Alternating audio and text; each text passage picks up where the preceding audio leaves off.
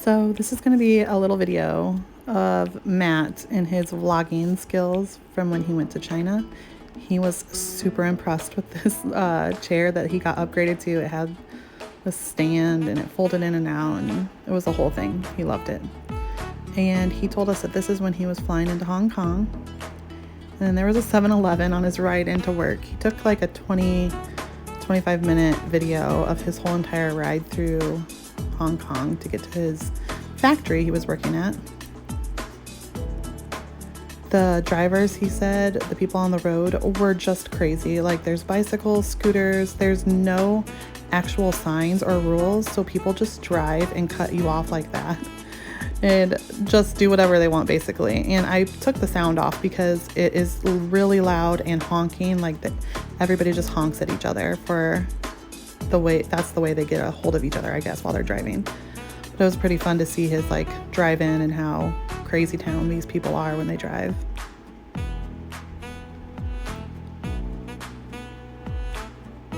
Like the walkers, they just do whatever they want. It's so funny.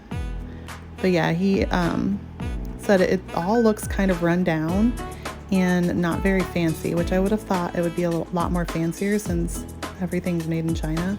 You'd think they'd have really nicer looking buildings and factories, I guess. I don't know. That's what I was thinking. And then this is, this is just more of the crazy drivers situation.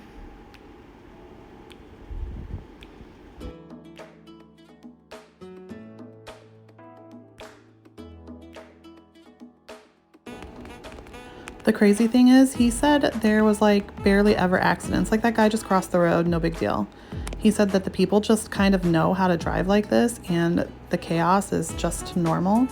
And he never really saw any accidents or problems with anything. So that's also kind of crazy how they can just drive and do whatever they want. I just can't imagine this kind of life.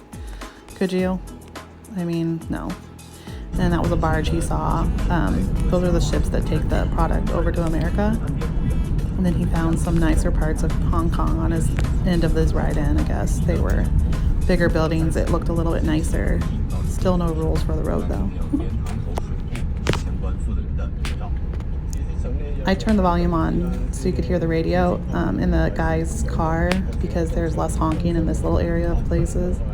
It wasn't as squished and populated with cars and bicycles and walkers and scooters and all that crazy stuff. But as he got closer to his factory that he was working at, the trees and the landscaping and the houses and the buildings and all that started to look a little bit better, so it didn't look as unsafe. There's a double-decker bus.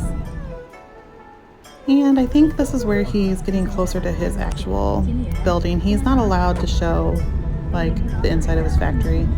Well, it's not his factory, but it's the factory that he works at for his product that he had made. And so I just we have a video of him pulling into the factory or whatever and walking inside. And then I think there's one still image of the actual office room that he was working in. But he said that all the people that work at these factories, they all stay there for that they live there. So they go to work, and then when they're done working, they work from sun up to literal sundown.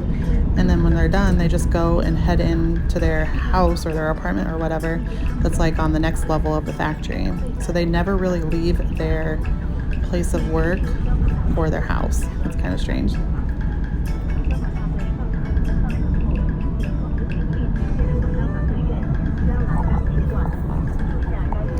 I'm just honestly happy to see that the driving kind of chilled out a little bit and got a little bit more normal looking.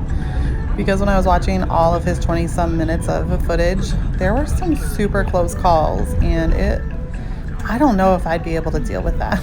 It was kind of scary. It made my anxiety go up watching the people zigzag in and out in front of him and beside him. So this is where he turned into his factory. I guess they were redoing the road, and so it was crazy broken and chopped up, and you can see the diggers just chilling in the middle of the road. So this is him. Oh, this is where they live above the factory, and then this is the factory that he was at. He said it was super hot when he was in like a little room for a majority of the time where it was just super, super, super hot. And this is the bathrooms for girls and boys. And that's his little office that they had. So then kind of the rest of this video is more of Matt's different foods that he ate, which I don't think I could ever do. He's showing us right now like a buffet. This is what like the buffet looks like.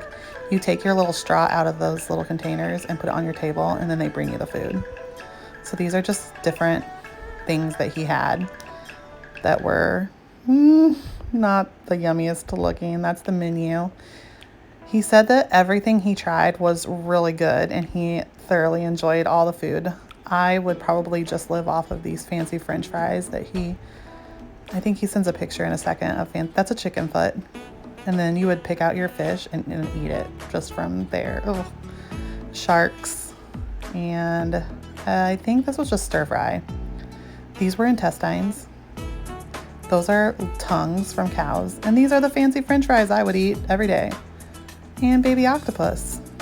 And those were garlic. Matt was like, you would love the garlic, Christy. So that was his food that he ate. And then this is his flight home, I believe. They had to kind of reroute because there was a giant storm coming in that evening.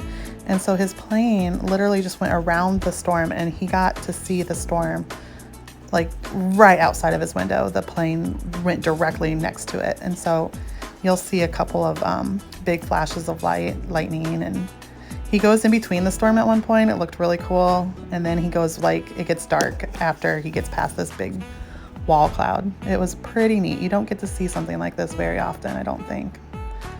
But don't blink or you'll miss the lightning. It looks pretty neat. This was coming in to Knoxville, so he was flying in, and I think he was maybe a half hour away. But this is the storm that was probably over us as I was driving to get him. So we went through a pretty bad storm by the time we got to the airport. But how neat is that to see like the multi-levels of a storm literally right next to you? He said it was crazy, and everybody thought it was just the coolest thing they had seen. You can see like the rain coming down in sheets. It was neat. I was excited that he got to see this.